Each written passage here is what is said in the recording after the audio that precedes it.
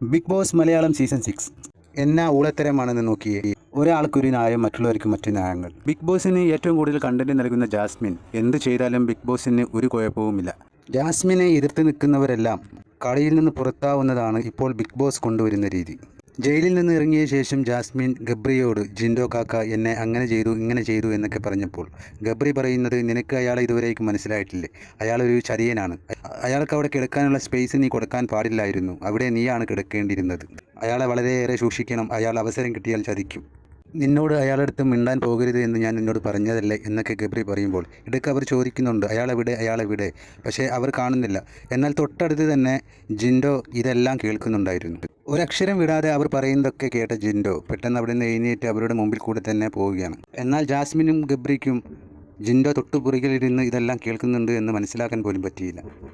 ഷിബിനുണ്ടായിരുന്നപ്പോൾ ജിൻഡോയെ ആർക്കും വിട്ടുകൊടുത്തില്ലായിരുന്നു.